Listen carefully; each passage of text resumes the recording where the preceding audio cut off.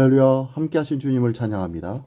오늘 같이 나눌 하나님의 말씀 욥기서 15장 17절로 35절까지의 말씀을 통하여 지혜는 인과율이 아니다 라는 제목으로 같이 나누기를 원합니다.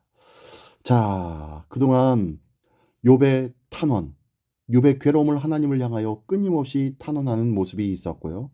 그리고 15장에 와서는 그 옆에 있었던 또 욥의 친구 엘리바스가 자신들의 충고를 듣지 않은 욥을 무지하고 어리석은 자로 여기며 부정하고 부패한 자라고 정죄하였습니다. 그러면서 오늘 본문 17절로 35절까지의 말씀에서는요, 지혜로운 자들이 전하여 준 이 가르침과 가치를 거부한 악인들이 처참한 운명을 맞이할 것이라고 말하고 있는 거예요. 아, 무서운 이야기입니다. 친구 아닌가요? 자, 그는 지혜라고 얘기하며 말하고 있지만, 전통이라고 이야기하며 말하고 있지만, 모든 것에 인과율을 따지면서 원인이 있었으니까 이렇게 결과가 있을 거 아니야? 라고 하며 끊임없이 정죄하고 있는 엘리바스의 말입니다. 그 말들을 한 절 한 절씩 한번 읽어보면서 같이 나누기를 원합니다. 먼저 17절로 19절까지의 말씀입니다. 내가 내게 보이리니 내게서 들으라. 내가 본 것을 설명하리라. 이는 곧 지혜로운 자들이 전하여 준 것이니 그들의 조상에게서 숨기지 아니하였느니라. 이 땅은 그들에게만 주셨으므로 외인은 그들 중에 왕래하지 못하였느니라. 예. 엘리바스는 욥의 부인, 즉 욥이 나는 죄를 짓지 아니하였다, 하나님이 아신다라고 하며 괴로워하며 탄원하고 있는 그에 대하여 정죄를 하기 시작하는데요. 그 정죄에 대한 두 가지의 근거를 제시합니다. 자신의 주장은 보응의 원리가 신뢰할 만한 권위 있는 주장이라고 이야기하고 있는 거예요. 그러면서 하나는 자신이 그것을 경험했기 때문이고, 또 다른 하나는 이 땅을 먼저 살았던 조상들의 지혜와 같은, 즉 전통적인 말이 바로 그것이다 라고 얘기하는 거예요. 어떻게 전통이라는 것과 비교할 수 없는 하나님의 말씀을 비교할 수가 있단 말입니까? 하나님의 말씀을 전할 때도 우리가 사랑과 긍휼의 마음이 중요한데, 지금 이 엘리바스의 말에는요, 사랑, 긍휼 이런 건 없네요. 그는 전통에 기반을 둔 것이라면 어떠한 말도 어떠한 정죄도 마땅하다고 착각하고 있는 거예요. 우리는 전통이라는 미명 아래 이웃을 쉽게 판단하고 정죄하고 있지는 않습니까? 우리의 삶을 다시 한번 돌아볼 수 있는 우리 모두가 되기를 원합니다. 예, 계속해서요, 20절로 25절까지의 말씀입니다.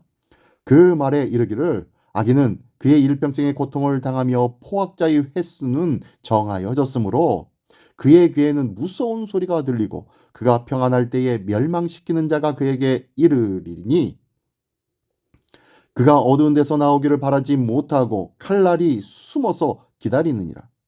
그는 헤매며 음식을 구하여 이르기를 어디 있느냐 하며 흑암의 날이 가까운 줄을 스스로 아느니라. 환난과 역경이 그를 두렵게 하며 싸움을 준비한 왕처럼 그를 쳐서 이기리라.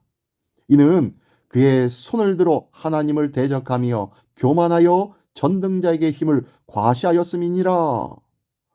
야, 계속되어지는 이 말을 다시 한번 보십시오. 사랑이 없는 정답은 더 큰 아픔을 가져다 줄 수도 있다는 것을 기억하기를 원합니다. 사랑도 없는데 정답마저 아니라면 그 또한 더욱 치명적인 상처를 남길 수밖에 없겠지요. 이 엘리바스의 말은 정답이 아닌 것을 마치 정답인 것 마냥 착각하고 자신의 교훈을 무시한다며 친구를 정죄하고 저주까지 하고 있는 모양입니다. 심각한데요, 이 친구의 고민과 고통은 헤아리지 않고 오직 진리라고 착각하는 전통, 그리고 보응의 원리, 인과율이죠. 이것에 매여서 그 사상을 기계적으로만 적용해 고통당하는 친구의 억장을 뒤집어 놓고 있는 거예요. 사랑과 긍휼이 없는 메시지가 욥을 더 큰 고통으로 몰아넣고 있는 실정입니다. 모든 일은 사랑으로 행할 때 은혜가 되며 회복이 되며 감사가 되고 모든 것들이 기쁨이 되어지게 될 줄 믿습니다. 쉽게 답을 말하고 방향을 지시할 것이 아니라 사랑으로 그의 상하고 찢긴 마음을 헤아리면서 진심으로 같이 울어줄 줄 아는 그러한 친구가 필요하지 않을까요? 이 엘리바스와 친구들은 처음에는 그랬는지 모르겠지만 아무 말 없이 울어주며 끝까지 함께해 주었으면 더 좋았을 텐데, 그는 끊임없이 전통을 이야기하며 인과율을 이야기하며 요백에 더 큰 상처를 주고 있는 모습입니다.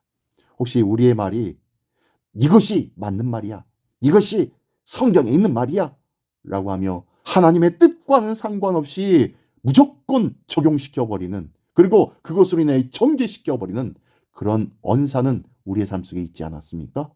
오늘도 하나님의 거룩한 말씀이 나의 삶 속에서 온전히 적용되어질 수 있도록 하나님께 묻고 하나님께 기도하며 하나님의 뜻을 밝히 깨닫고 그들에게 사랑의 마음으로 전해줄 수 있는 귀한 은혜가 있기를 예수님의 이름으로 축원합니다. 마지막으로요, 26절부터 35절 끝까지의 말씀입니다. 그는 목을 세우고 방패를 들고 하나님께 달려드니 그의 얼굴에는 살이 찌고 허리에는 기름이 엉기었고 그는 황폐한 성읍 사람이 살지 아니하는 집 돌무더기가 될 곳에 거주하였음이니라. 그는 부여하지 못하고 재산이 보존되지 못하고 그의 소유가 땅에서 증식되지 못할 것이라. 어두운 곳을 떠나지 못하리니 불꽃이 그의 가지를 말릴 것이라. 하나님의 입김으로 그가 불려가리라. 그가 스스로 속아 허무한 것을 믿지 아니할 것은 허무한 것이 그의 보응이 될 것임이라.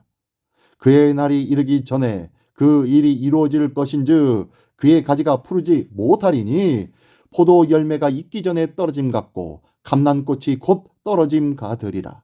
경건하지 못한 무리는 자식을 낳지 못할 것이며 뇌물을 받는 자의 장막은 불탈 것이라. 그들은 재난을 잉태하고 죄악을 낳으며 그들의 뱃속에 속임을 준비하느니라. 엘리바스의 계속되는 이 말은 어떤 점에서는 맞고 어떤 점에서는 틀리기도 합니다. 왜요? 전통이잖아요. 악인들은 이 때문에 결국 황폐해지고 가난해지며 심판받게 될 것이라는 이 말은 종말론적인 관점에서 볼 때는 맞긴 합니다. 그러나 지금 욥이 당하는 고난의 모든 이유가 악으로 인한 것이라는 것은 조금 달리 보아야 한다는 것이죠. 의인이 선을 행함으로 고난을 당하는 일도 있기 때문입니다. 고난당하는 모든 사람이 악인이라고는 할 수 없다는 것입니다. 고난의 문제와 관련해서 쉽게 판단하고 말하는 실수를 범하지 말아야 할 줄 믿습니다. 그렇기에 야고보서 1장 19절에는요, 듣기는 속히 하고 말하기는 더디하라 라고 우리에게 말씀하고 계시다는 것, 이 귀한 말씀을 늘 기억하면서 우리 주님 앞에, 우리의 이웃 앞에 하나님의 뜻을 먼저 구하고 그의 뜻들을 하나님의 사랑으로 나누며 위로하는 신실한 하나님의 백성으로 서기를 예수님의 이름으로 축원합니다. 기도하겠습니다. 전능하신 주님, 감사합니다. 오늘도 하나님의 거룩한 말씀에 귀를 기울이는 자 되게 하여 주시옵소서. 많은 사람들로부터 들리는 소리들을 듣기에는 속해하지만 그 들은 말을 전하기에는 더디할 줄 아는 지혜가 우리에게 있게 하여 주시옵소서. 내가 속히 들었던 그 말이 하나님의 뜻과 하나님의 마음에 합한 것인지 주님 앞에 묻고 기도하며 하나님의 뜻을 구한 후 주님의 거룩한 사랑으로 위로해주며 권면할 줄 아는 넉넉한 지혜자로 오늘도 살아가게 하여 주시옵소서. 하나님을 향한 지혜는 인과 율이 아닌 하나님을 향한 뜨거운 갈망으로부터 시작된다는 것을 기억하며 오늘도 주님의 크신 사랑을 전하는 복된 한 날 되게 하여 주시옵소서. 감사드리며 예수 그리스도의 이름으로 기도드리옵나이다. 아멘.